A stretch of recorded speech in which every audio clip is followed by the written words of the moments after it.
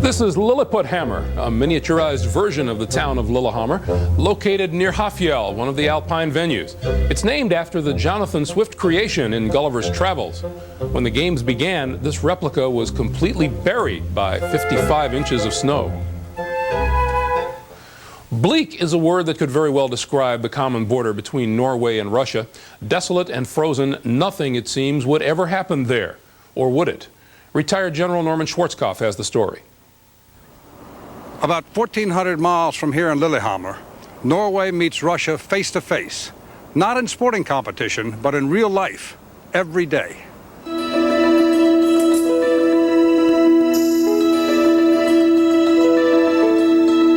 Norwegian and Russian soldiers patrolling opposite sides of the only common border between a NATO country and Russia.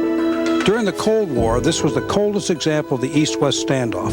Soldiers whose weapons are guns, skis, and endurance facing each other on a bleak 120-mile strip at the top of the world. Today, the patrols continue, just as cold, but a little less tense than in the past. In the old days, they didn't do anything. They tried to ignore each other. In the old days of the Cold War, they went into fighting positions. And I was told that sometimes they could lay still in the snow watching each other for hours. And you know, with minus 30, it could be a cold experience. I was privileged to visit the border in the company of the Norwegian Border Commissioner, Lars Finstaff, and his predecessor, Hugo Overgaard. The Russian commissioner sent a deputy. How are you? Very nice to meet you. It's my pleasure. On this occasion, there was some handshaking and picture taking.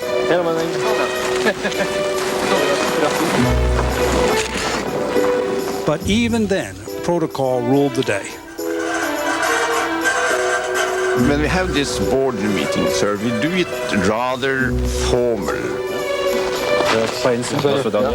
When we are departing, then we also do it in formal way, with this 20 steps, and then we turn around and salute again. And I had a feeling it always been like that.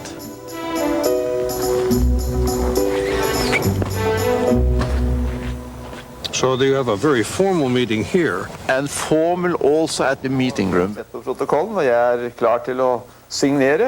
This is not a place where the great decisions are taken and where problems are solved. The problems are solved in the sauna and out on the ice fishing. There's a fish down there someplace. You have to think like a fish here. See, that's what this is all about. There were no Russians along on this excursion, no problems to solve, and no fish caught.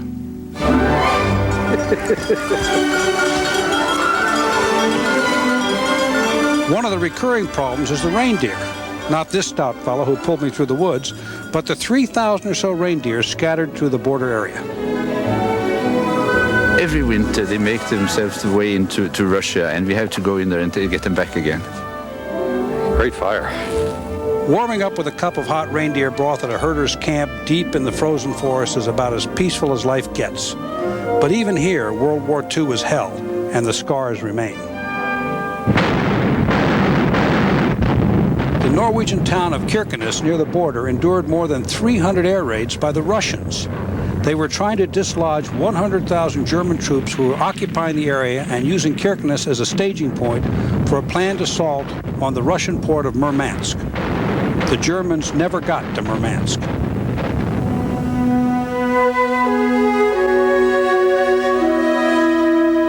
Bomb shelters deep underground, shared by German soldiers and Norwegian civilians, kept human casualties low. Property damage was immense, and not just from the bombing. And when the Germans pulled out of here, they destroyed a lot of Kirkenes also, didn't they? Yes, they burnt some of the remaining houses when they left. But they didn't have time to burn everything because they were afraid of being cut off by the Russians. Yeah. So they really fled in a hurry. So what was finally left by the time both the Germans and the Russians got 13 houses were left in the city itself. Only 13 houses. My goodness. Now the rebuilt town has a crisp, clean, prefabricated look. Surrounding it is some of the bleakest terrain on the globe. And it's out here, up and down the border, where Norway and Russia watch each other from observation posts. There's not much to see except some traffic in the Barents Sea. Some 60 miles away is Murmansk, home port for Russia's nuclear submarine fleet, the largest in the world. I didn't get to Murmansk, but I did get to Nikkel, a small Russian city just over the border, most notable for a smelting factory that fills the sky with sulfur dioxide. How do you compare the pollution here, for instance, to the pollution in Kirkenes or Norway as a whole? You know that there's a similar factory in Kirkenes, and the factory in Kirkenes pollutes as much in 1 year as this factory in 5 hours. You're kidding. No, that's right. That's something. Well, that's your airplane, huh? I did find one treasure in Nikkel, my friend Vasha. He's 5 years old, and he builds model airplanes, not the kind that laid waste to Kirkenes. Hopefully, he'll never have to fly in anger. Good. Thumbs up. There you go. Okay, great.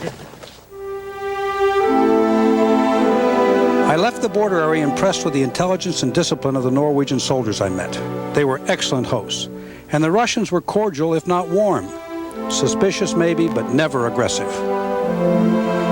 There has never been a border incident here, where east meets west in the frozen north. Peace at the top of the world.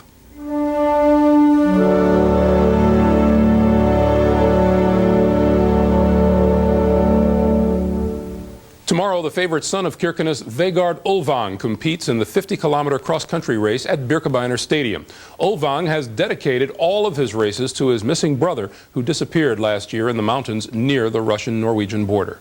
Coming up next, the women's slalom, the last women's alpine event of these games. Tim Ryan and Kristen Cooper have the call from the mountain at Hafjell.